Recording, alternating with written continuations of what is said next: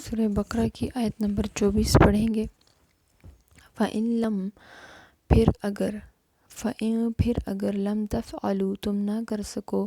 وَلَن تفعلوا اور ہرگز نہ کر سکو گے، فَاتَّقُوا النَّارَ الَّتِي تو ڈرو آگ سے، التی اس سے، وقودها جس کا ایندھن، الناس انسان، والحجارہ اور پتھر جس کا ایندھن انسان اور پتھر ہوں گے، اعدت جو تیار کی گئی ہے، للکافرین کافروں کے لیے۔ فَإِن لَم پھر اگر تم تفعلوا نہ کر سکو، فَإِن لَم تفعلوا پھر اگر تم نہ کر سکو، وَلَن تفعلوا اور ہرگز نہ کر سکو گے، فَاتَّقُوا النَّارَ الَّتِي تو ڈرو اس آگ سے، التی اس سے، وقودها جس کا ایندھن، الناس انسان ہیں، والحجارہ اور پتھر، اعدت جو تیار کی گئی ہے، للکافرین کافروں کے لیے۔ یہاں پر اس آیت میں یہ فرمایا گیا ہے کہ اگر تم شک میں ہو جاؤ اس قرآن کے بارے میں تو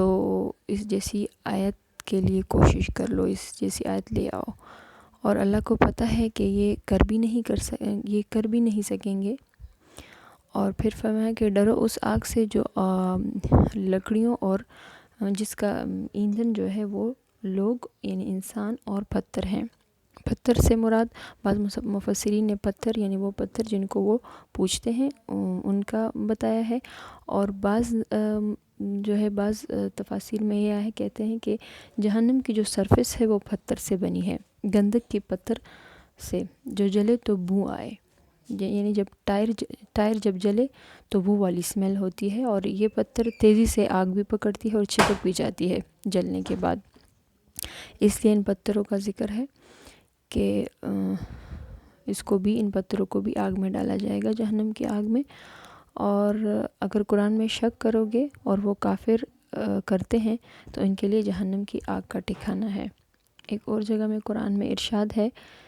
کہ تم بھی اور اللہ کے سوا جنہیں تم پوجتے ہو سب دوزخ کا ایندھن بنو گے۔ وآخر دعوانا الحمدللہ رب العالمین۔